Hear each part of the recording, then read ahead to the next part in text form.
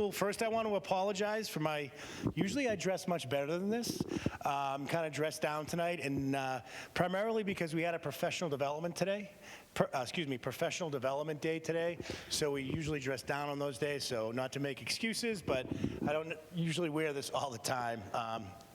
I don't think it looks terrible, but I am wearing Patriots, right? So again, I'm Joe Adebato. I'm the Director of Counseling at the high school, and I work primarily with students in grades 9 through 12 and parents as well.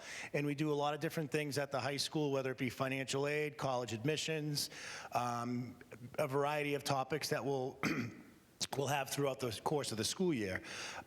This event is specifically for parents of children, pre-K all the way to 8. We try to provide this opportunity so you can hear a little bit about the college financing process, because we hear obviously when students and families get to the high school, we tend to get lots of questions around that, and we do have financial aid nights that we do for students at the high school level. But again, we really wanted to provide an opportunity for parents, kindergarten through 8, to have the opportunity to hear from Jonathan. We're very, very lucky to have Jonathan Hughes with us. He has been working with us, we're going to be close to a decade now, right? He's communicated and worked with many Burlington parents over the years. He is an outstanding resource for us, very knowledgeable about the financial aid process. And it's really been very important the past 2 years, because there's been some big changes with the financial aid process in terms of the FAFSA form, which you'll hear more about. So it's very helpful to be in tune with that. So Jonathan keeps us in tune and up to date on all that information. So without further ado, I am now going to hand it over to Jonathan, who's going to walk you through the presentation tonight. Thank you. Thank you very much. Hi, so as Mr. Adebato said, I've been coming here for about 10 years, and the way I like to begin this particular presentation is to ask about the ages or grades of your children, or your students. How many have high school students? Okay. How many middle school students? Okay. How many elementary school students? Oh, okay. So I see a lot of people with multiple, so that's good. And so what we're going to talk about tonight is college savings and the importance of college savings, and that does sort of touch upon financial aid and in general paying for college. So I can answer questions about those things. If you have them, I'll be kind of hanging out afterwards as well, so if you have any questions you want to talk to me personally, we can do that. This up here is how you can connect with MIFA, and that's the organization that I'm from. So if you want to just take a shot of that QR code, and you can go right to our website or what have you. There's our social media information, and I can put that back up later on if you want to see it. But wait a minute, I'm in the wrong presentation. Sorry. This is our Financial Aid 101. I don't need that. I'm talking about savings. No, that's fine. Okay. Oh, now I need my glasses again. Sorry.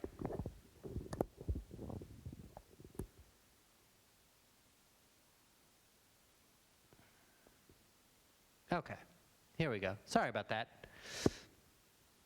Slideshow. On the current slide.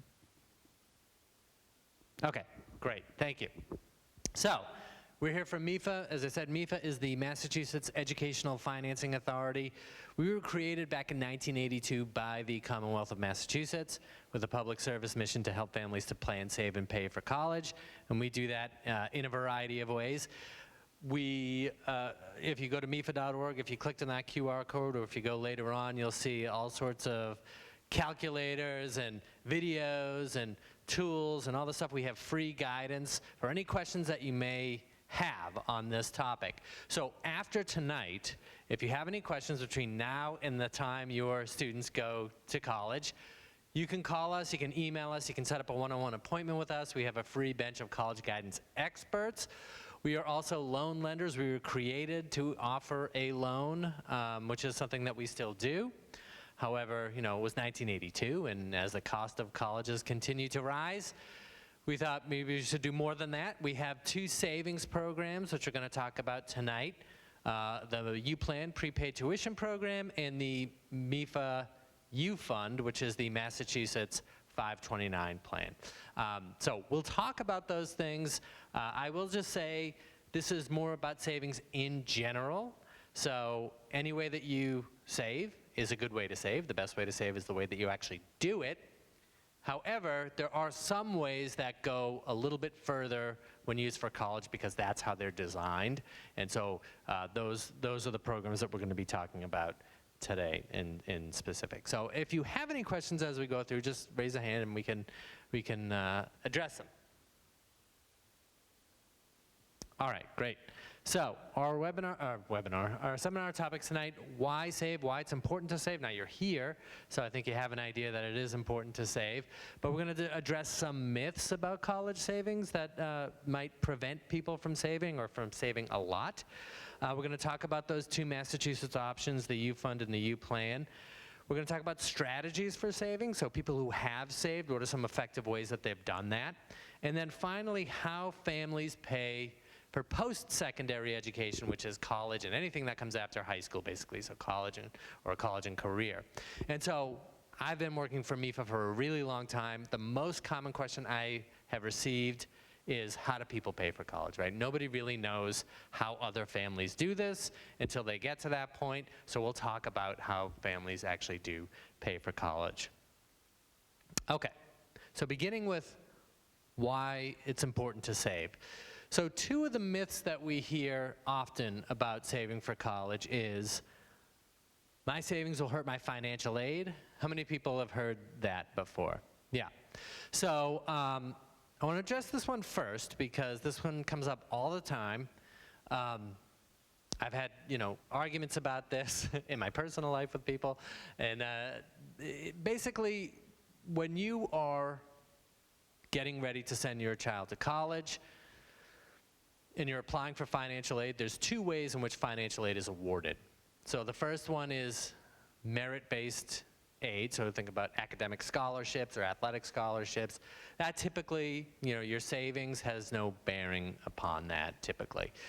It is true that most financial aid granted in a year is based on need and not merit, so your financial need or your financial eligibility. That's why you have to fill out those forms like the FAFSA, where they're asking for your income and your assets and things like that. Now, in that calculation, it's true that they will look at your savings for college, but they will look at a very small percentage of your assets, because those are going to go as assets. Income and parent income is the main factor when determining how much financial aid you're eligible to receive.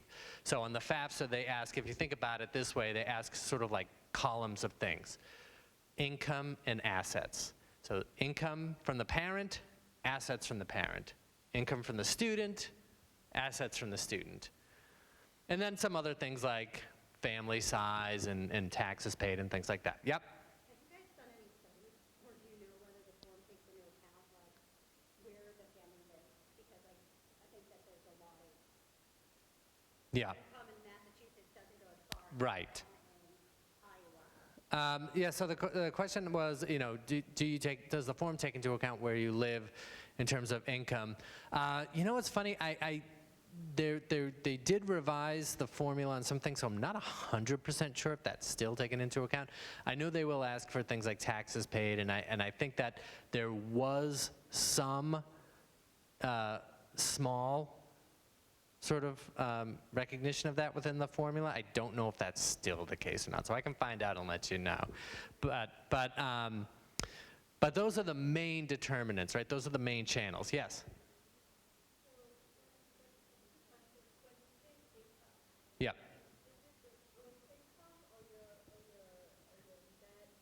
Yep.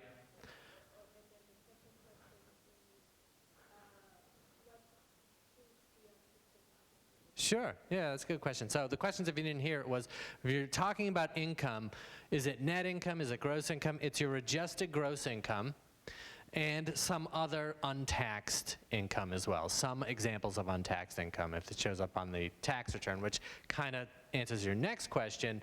The proof that you have to provide, essentially, when you're doing the FAFSA, Part of the reason that it's much easier to do now is they're looking at income from 2 years prior. And so most folks have already filed their tax forms, and you can go and import that data directly from the IRS into the FAFSA. And so most families will be able to do that.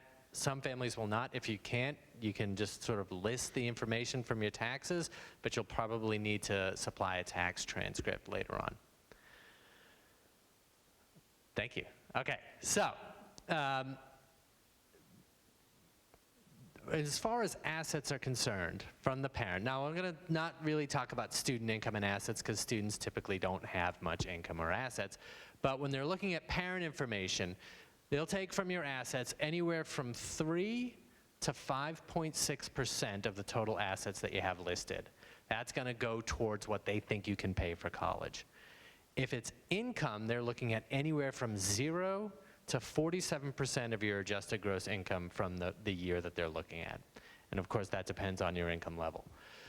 So most of the weight in the calculation by far is given towards income and not assets. So if you think, if you have $10,000 saved for college, they're going to ask you to spend $560 of that within the formula. So, will it affect your financial aid? It's possible. Depending on how much you have, maybe it will affect it a little bit, but definitely not near to the point where it comes close to canceling out any benefit you have from actually having the money saved. That's the first myth. The second myth is that it's not worth saving for college if I can't save the entire cost. So, we've all seen on the news, probably every summer, it now costs X amount of dollars to go to this university. I know there have been stories saying we're approaching the first $100,000 a year, college. And you think, of course, there's no way I can save all that money, $400,000, whatever it is. I remember when my son was born, my colleague did the same thing. Let's see how much college is going to be for him when he turns 18. And I remember the number and thinking, oh, there's no way I can save for that, right? And there probably isn't. But the fact is, most families are not going to be charged that sticker price of college. There is a lot of financial aid that's granted every year, and most families will qualify for some level of financial aid. So you shouldn't have that high sticker price in your head as to what your goals should be. And anything that you save is something that you don't have to borrow.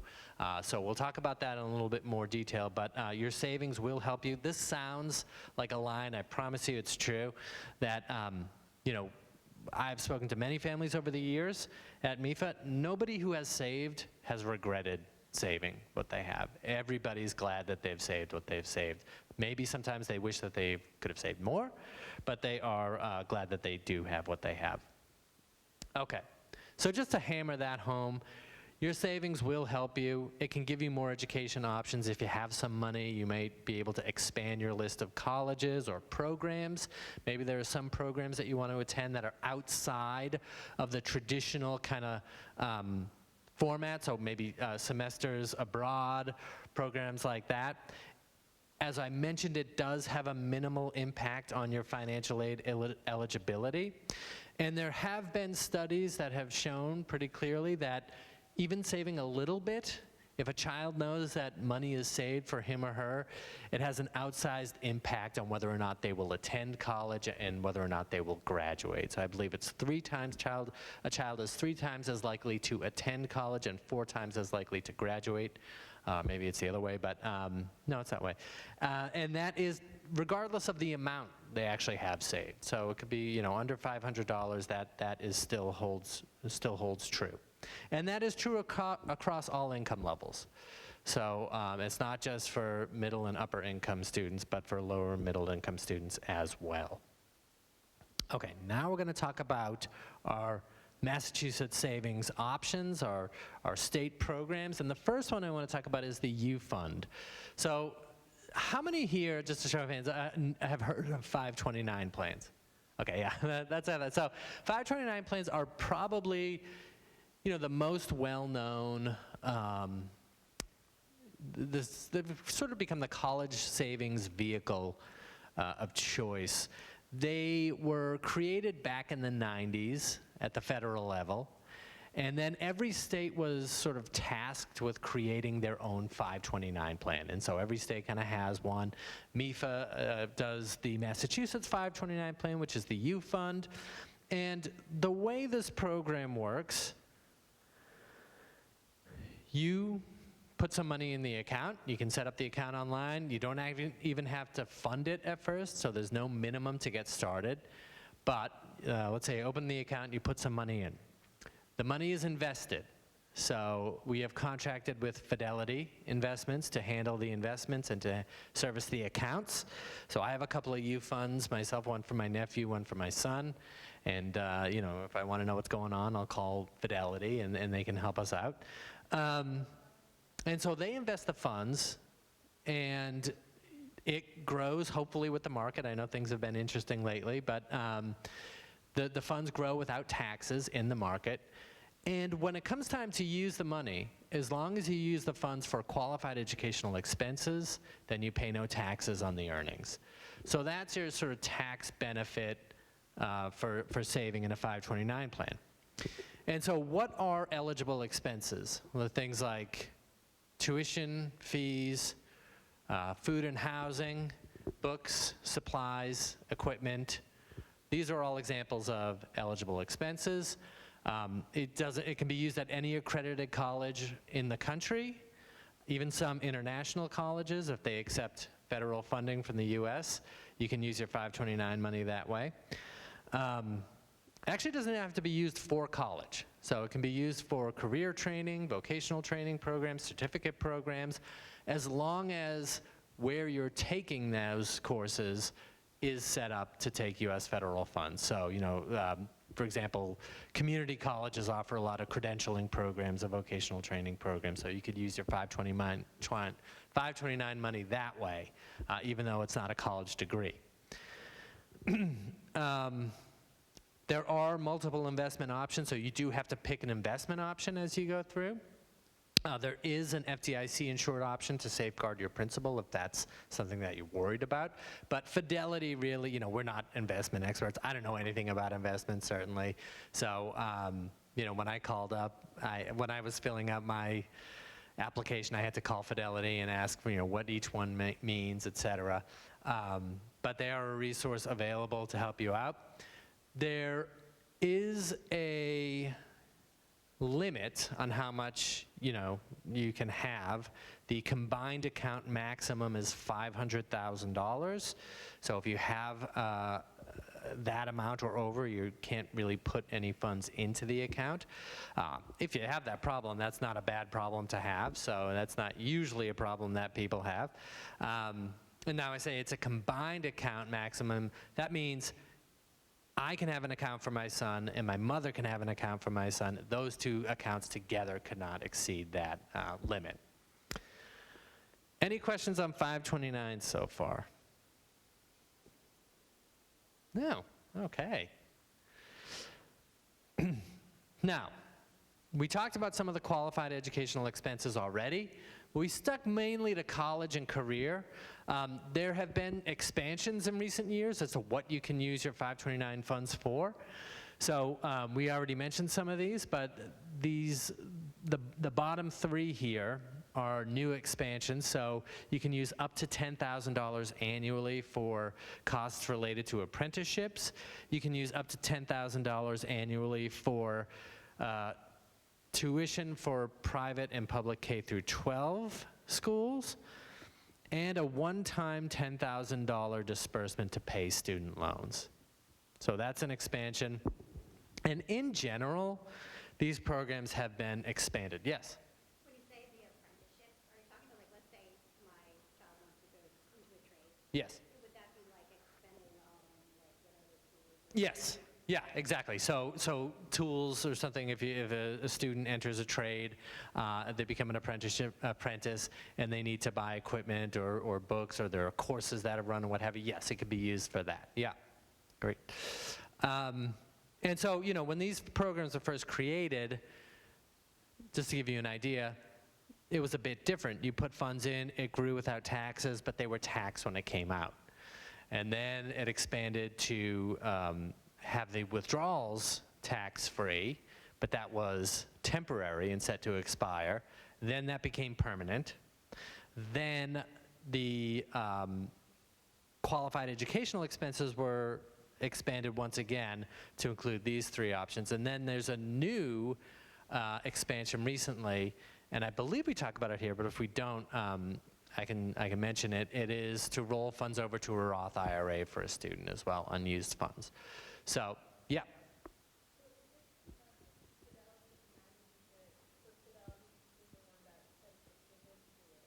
Yes. Yes. So Fidelity manages the U Fund for Massachusetts. They manage some other states as well. But if you wanted a distribution from that to a school, you would contact Fidelity and they would do that. I'll be very honest, I actually just used some of my money for K through 12 for my son, and so had to figure out how to do it. And it was pretty easy. You know, you just call up and request the funds. They send them to you, they sent them to us, and they withdrew the funds from an account. It's fine. You just want to keep your records to make sure that if you're audited, you can say this is how this money was spent. So it's a qualified expense. So people want to ask, what if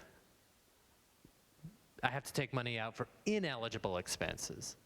So you can take funds out, but if you have to take them in a way that they were not designed for, there's a 10% penalty on the earnings. And then the earnings, once again, are going to be taxed at the owner's rate of income. So there are penalties associated with unqualified disbursements, not what you put in, but on the earnings. There are 3 exceptions to the 10% penalty on the earnings, which are death and disability of the student, and then scholarship. So if you get a scholarship and you can't use the funds as they were intended because of that, well, then there's no penalty on that scholarship.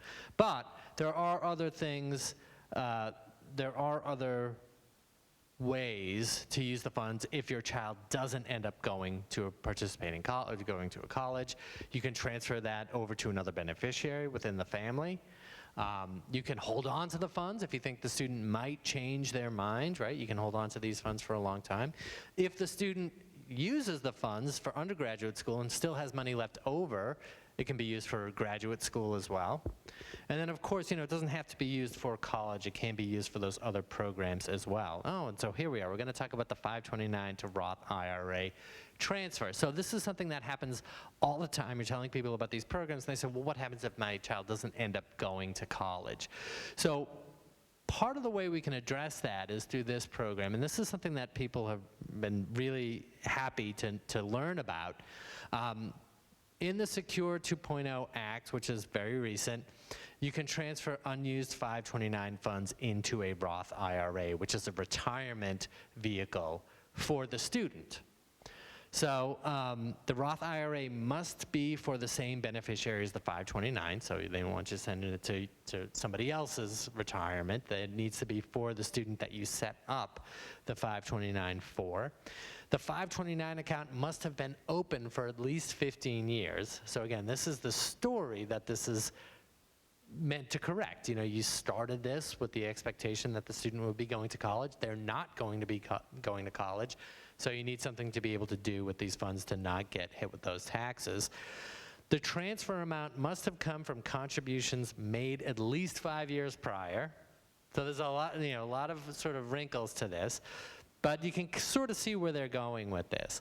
And the amount transferred annually is limited to the Roth IRA amount, yearly amount, which is $7,000, and then the lifetime limit is $35,000. So, and as you can see here, according to a college savings indicator, which is run by Fidelity, 48% of respondents were not aware that 529 funds could be rolled over into a Roth IRA. Maybe they didn't know because it's pretty recent. It's over the past year or two that that's been the case. So that, I think, gives people some peace of mind when they're thinking about whether or not to set up this account and wondering what happens if the child doesn't end up going to college. I do want to take a minute and talk about the Baby Steps Savings Plan, and I'm not sure if any of you have heard of this, but it is a statewide program run through the Massachusetts Treasurer's Office in conjunction with MIFA and the Hildreth Foundation that seeds $50 in a U Fund account for every child born in Massachusetts or adopted in Massachusetts. And so you have a year to set up your account and claim your $50. So, you may have heard of some other programs. The city of Boston has a similar program. There's other states and other municipalities that do this. It's just part of trying to grow these accounts and trying to, and a lot of that research that I mentioned about children being much more likely to go to college and to graduate even if they have a little bit saved comes from people studying these types of programs. They're called CSAs, college savings account or child savings accounts. So this is our program in Massachusetts. It's baby steps. I know, your students are older, but if anybody is pregnant or having a baby or has a baby that's not yet one, let them know about this. They can sign up and get that $50 free in the account. Any questions on anything? Yeah.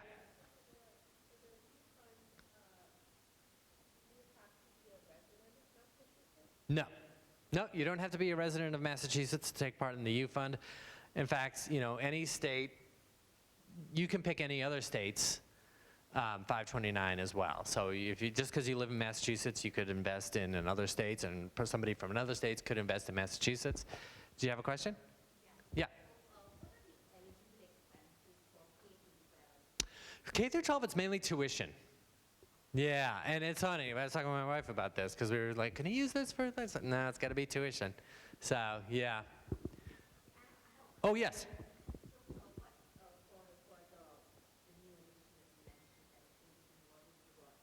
Yes.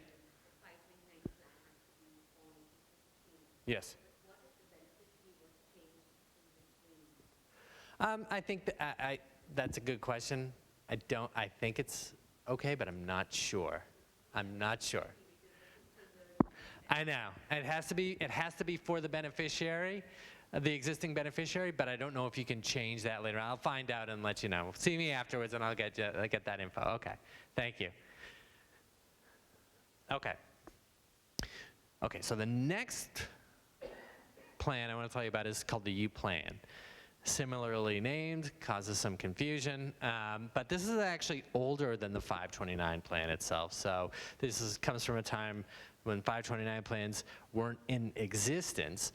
And basically this is a prepaid tuition program. And so it's much more focused on Massachusetts. And some of the ways in which it's different from the 529 plan, the funds are not invested in the market. They're invested in general obligation bonds held by the Commonwealth, so they're backed by the full faith and credit of the Commonwealth. And basically the plan allows you to prepay up to 100% of tuition and fees at every participating college or university in Massachusetts. This takes a little explaining. It's a great program, but it does take a while to explain it. Once you get it, you get it. We worked with these accounts. I worked with these accounts. I said Fidelity handles the accounts for the U Fund. We used to handle the accounts in-house for the U Plan. We don't anymore. But I've taken a lot of U Plan calls over the years and seen people's accounts and returns, and I just really like this program a lot. So basically how it works is this. You open up an account, you put in what you put in. You can put it in one lump sum, you can put it in, every month, just like you can with the U Fund. You can have funds automatically withdrawn from your checking account or whatever it might be.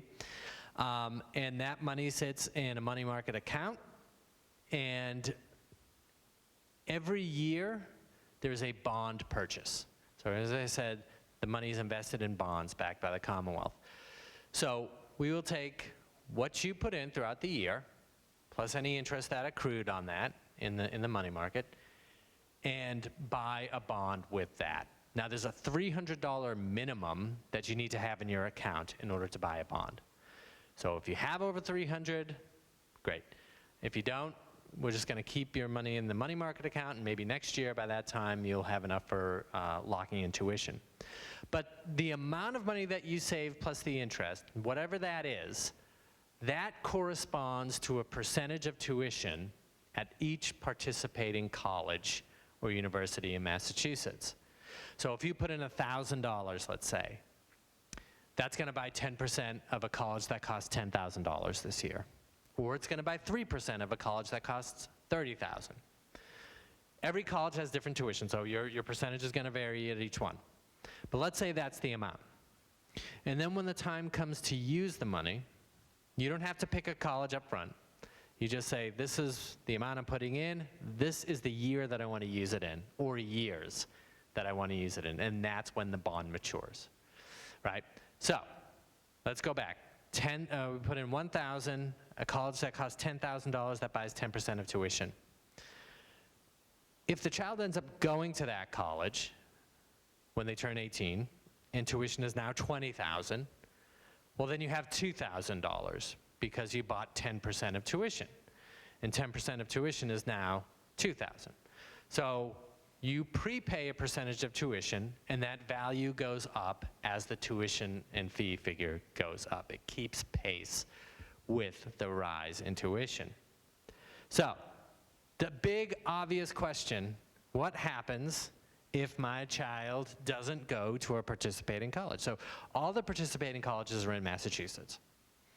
It's, you know, public and private. There's about 70 colleges on the list. If that happens, kind of like the U Fund, you can transfer those funds over to another beneficiary. You can wait for a certain amount of time. You can't wait almost indefinitely like you can with the U Fund. After after about 10 years or so, you're going to have to use the funds.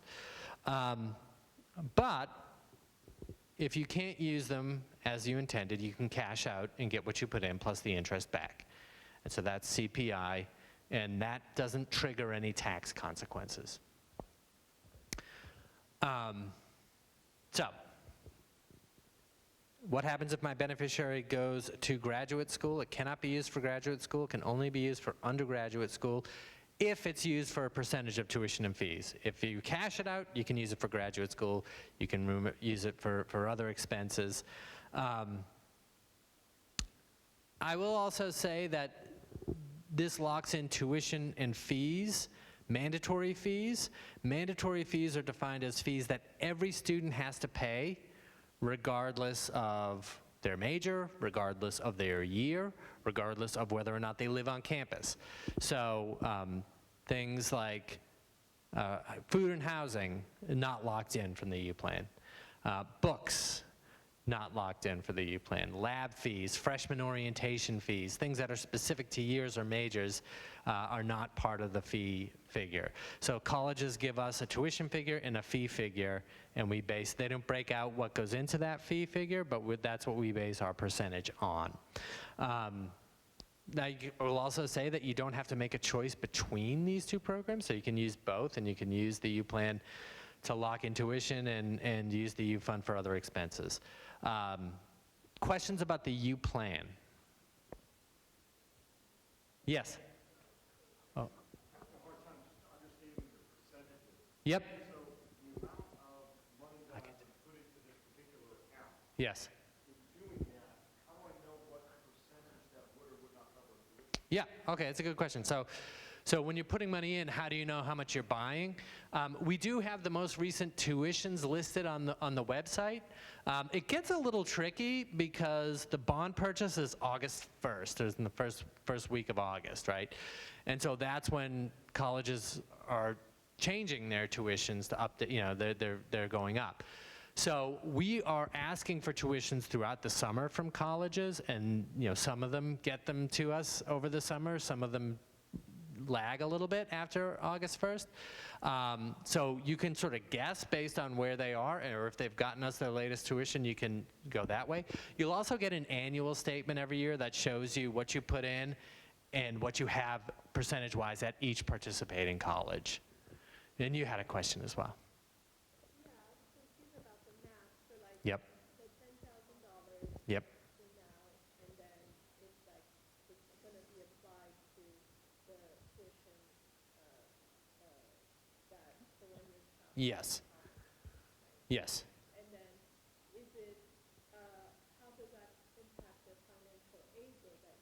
Sure. Yeah, it's a good question. So how it impacts financial aid is the same as the U fund would impact the financial aid or as anything else would.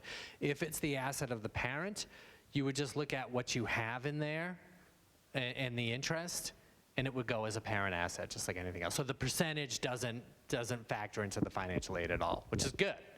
Yeah, that's a good question. Thank you. Yes?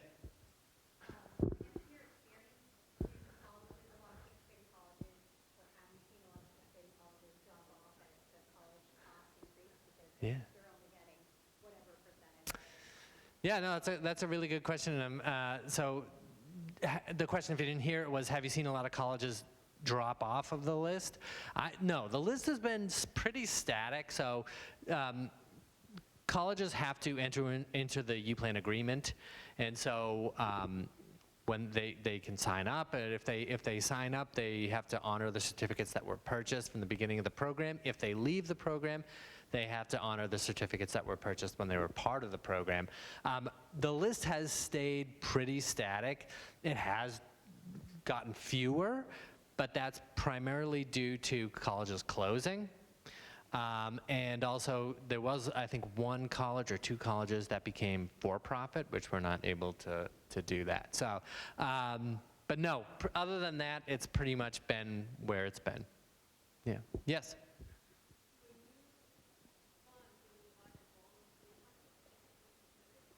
Nope.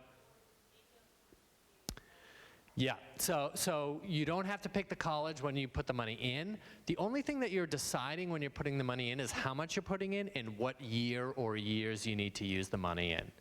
And then what happens is when your money is coming due, when the bond is maturing, we'll reach out to you and you let us know where the student is going to school. If they're going to a participating college, we can send the funds that way for a percentage of tuition, and if they're not, you can cash out or transfer the beneficiary.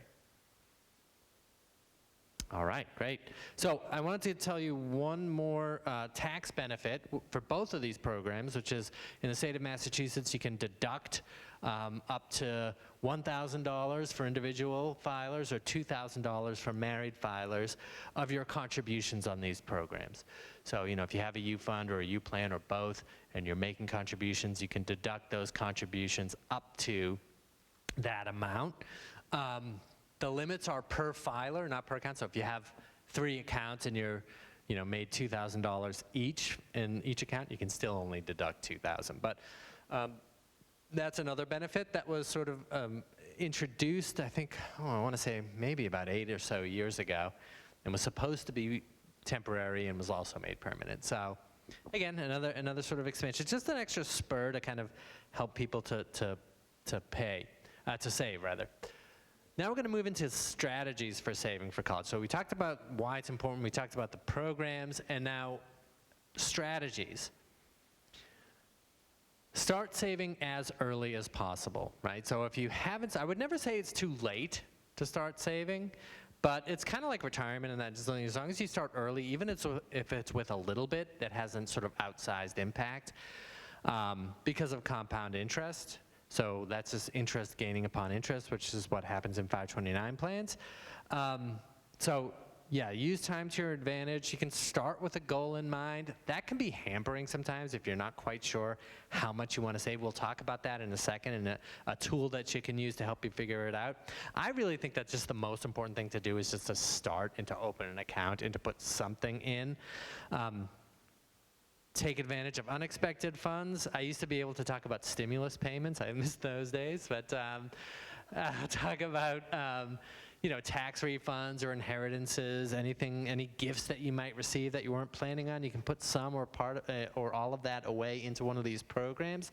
Using automatic transfers, of course, is a really effective way to go about this. I always tell the story that when I set my U fund up for my son, we had been saving in his U fund for about 8 or 9 months before I even knew that we were doing it. So I said to my wife one day, I was like, we really should start putting money in that. She's like, we've been doing that for like 8 months. I just didn't realize it. It was coming out of my account directly, and I don't look at it very often, I guess. So that is something that we sort of recommend that people do. And take a look at it every once in a while and see if that's a payment that you can adjust, because I know I've seen some research that families that sort of set it and forget it miss out, and as they start to earn more money, they should maybe take a look at adjusting that. Getting the word out to family and friends, this is my favorite one to talk about now. You can have an account for your child, but other people can put money into that account as well. So there are different ways that you can do that. People can send checks in. I know, just looking at the U Fund, that graphic there is the college gifting page that Fidelity has set up for us. And basically, you can set up this page and put your child there and a picture of him and when he's going to college, or she, it's Isaac, okay, and what they want to be when they grow up, which at 1, who knows, but. And you can just basically create a link and email that link out to people, and they can gift money directly into the account that way. So you can send that out to family and friends, birthdays, milestones, and they can put money directly in. There were other ways you can do it too. I used to have an aunt that would give me $25 every time I saw her for my son's U Fund, and you take a picture of the check and deposit it that way. They make it very easy to gift money in. We also have, and I was just telling Mr. Adebato about this, you may see if you go to CVS, there are gift cards, gifts of college gift cards that you can buy, and we have some branded with the U Fund, so they're all in every Massachusetts CVS, or they should be. So really involving everybody else in this process can be a really great way to do this, especially your child. So this always seemed optimistic to me when I said involve your child in the process. I mean, I thought of my 11-year-old son putting money in his U Fund account sounds far-fetched to me, but you never know. I remember I was talking with a financial aid professional who said that she made her daughter save half of everything that she got. If she got money for her birthday or first communion or whatever it was, save half of it in your U Fund. And so not only did that help her pay for college and save for college, but it also just became a habit for the rest of her life that she saved half of what she got. Or became very good at saving. Pay yourself first, right? Isn't that what they say? It's not something that I really grew up doing, so don't have the greatest track record of it myself, but she did, and I think it's a great idea. And actually, I spoke to this person recently. I said, I've been telling this story a lot. Can I still tell this story? And she said, yes. I just spoke with her, and she said she still does that, so that's good. Now, I mentioned starting with a goal in mind, and how that not knowing how much you should be saving can sort of delay you when setting this up. And I used to get calls like this all the time especially from people who just had a baby, right? And they oh, I just had a baby, and I want to make sure that she's got college paid for her by the time she turns 18. How much do I need to put away every month? That's a really hard question to answer, right? Because there's so many things we don't know yet. We don't know where the student's going to go to college. That makes a big difference in how much things are going to cost. We don't know how much financial aid you're going to get. How much is it going to cost you? That's a big factor in how much you need to be saving. This tool that we have on our website can help you with this, and this is something that we sort of got years later, so I was really excited to see. But it's our college planning tool, and basically the way it works, and it does a lot more than this, but this to me is kind of like the heart of it. You go in and you set up a profile as a family. You put in, mom and dad or whatever it might be, and the children there and the ages and whatnot. And it will calculate for you the year that your child is set to enroll in college. And then based on college tuition increases, and you can pick specific schools, or you can pick school types, what might tuition be by the time the student is ready to attend college? And that's that line going up that you see there, of course, right? And then you can say, okay, this is how much I have saved, and this is how much I am saving on an ongoing basis. and it'll calculate for you based on a certain rate of return, which you can adjust, how much you will likely have to pay. And then if you put in your income, it'll run your income and whatnot through the financial aid formula and give you some idea of how much financial aid that you may be eligible to receive. So in this case here, I don't know if you can see that, but it says cost $59,995, that is per year. Again, that's before aid. Gift aid, that's grants and scholarships, that's aid you don't have to repay, $7,073. So not really a ton of money in gift aid for this family, but and they're projected to have $32,002 by the time they get there. So they have a shortfall of $20,920. And then so you can receive guidance on how you can fill that shortfall. You can increase your savings. You can look at less expensive colleges. You can apply for scholarships all through that tool. Oh, and look at this. Today, 89% of respondents from the 2024 CSI study believe the value of a college education is worth the cost. So we're talking a lot about the cost of college in this presentation, but there is the other side of that, which is the value of college. And so,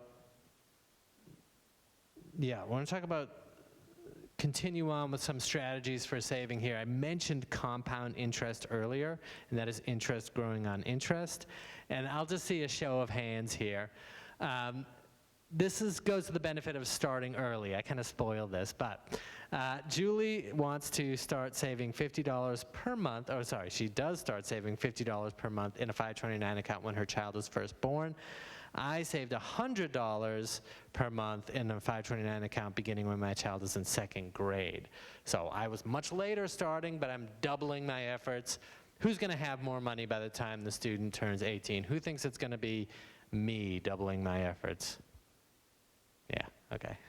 What about Julie? Who thinks Julie? Yep, okay, you're all right. So Julie starts saving. Julie's going to have more money. We're close, but she's going to have $21,536 in this calculation. Me, $19,798. This is run by Fidelity. They're assuming a 7% return on investment here, and over this amount of time. So if you look at this, Julie contributes $10,800 and earns almost the equal of that, right? So almost the amount that she put in. So 50% of her contributions almost is interest, where I had to put in $13,000 to earn $6,598 over the same time. So, you know, again, it's close, but the idea is that starting early with a lower amount will go further than starting late. So, I want to close by talking about how families pay for post-secondary education. How much do you think college will cost? What do you think? Anybody? What's the first figure that pops into your mind? Well, how about per year? 100, okay, you can say 100. I mentioned 100 earlier, so yeah. For some reason for me, I always think 60,000, whatever it might be. Okay, so we'll talk about that because those big numbers are the numbers that we hear about. And I'm not saying that that's not true or that's never true. You know, the college can be expensive. It can certainly have a high sticker price, as we say, but there are different types of colleges, right? And they have different costs associated with them. This information comes to us from the College Board, which is the organization that does the SATs and the AP programs, but they do research as well. And this publication is Trends in Student Pricing from 2023. They do this every 3 years, so next one will come out 2026. But this is based on just a survey of national colleges and what their costs are. So these are national averages.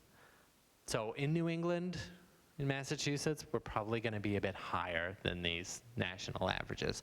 But just to give you an idea, you know, when we talk about $100,000 a year colleges and things like that, What we're really talking about are the most expensive options there are. So those are typically the four-year private colleges. And of course, there's a lot of those here in Massachusetts. The national average for a year for a four-year private college is $60,420. At least it was in 2023. And this includes tuition, fees, room and board, books, supplies, and equipment, as well as other expenses. Can you hear me? Oh, okay, here we go. Sorry. So that's everything. Yes? Yeah. That is the average. Yes, yeah. Some colleges will be higher than this, particularly here, but this is a national average. So yeah, some colleges will be higher, but this is a national average here. Now this is, again, is before aid. Sticker price. Now when you look at all those costs, everybody's going to be paying tuition and fees. Some people may be paying room and board, some people may not. And then there's other ways to sort of manage some of the costs surrounding transportation and books, whether it's renting books or, not getting the most expensive meal plan or whatever it might be. But generally speaking, this is what we're dealing with nationally, $60,420. Now, there are public colleges, of course, and if you go to a public college in the state that you live in, so, your UMass's, Bridgewater State, Framingham State, et cetera, you're going to pay a much lower tuitions. You get an in-state tuition discount. So for in-state students, the average is $28,840, the average cost per year. So you can see it's about half, a little less than half of what a four-year private costs. And we are, I think, closer in Massachusetts to the national average for public colleges than we are to private colleges. Now, if you go to a public college outside of the state that you live in, you're going to lose that in-state tuition discount. So the national average there for state colleges for out-of-state residents is about $46,730, which is still lower than private colleges, but you do lose that in-state discount. Now, this next number for vocational schools does not come from the College Board. It comes from value colleges, university, community college, or trade school, which makes the most economic sense. And these are, again, not college programs, so vocational program trainings, career training programs, credentialing programs. And it's hard to tell how much these programs cost because they're varied so much. But this is the best sort of figure I could find for this is it costs less than $33,000 for the entire education. So again, these are per year costs on the left. Vocational schools, about $33,000 or less than $33,000 for the entire education, however long that lasts. Now, as I said, it's difficult to say because a lot of times credentialing programs and vocational programs are run at community colleges as well, right? So two-year public community colleges, the least expensive options, national average about $9,890 per year. And again, that is pretty much in line with Massachusetts, although I don't know if you're aware of this, but Massachusetts now has free community college. So it actually costs a great deal less than that to go to these community colleges. So the thing I want you to take away from this again, it's not as, yes, college can be expensive and it can be very expensive to go to college, but it's not as simple as it costs $70,000 to go or got, $100,000, whatever it might be. There are a lot of different options, and they carry different price tags. And this is all before aid as well, right? So we've talked about financial aid briefly. Yes. Yes. Yep. Yes.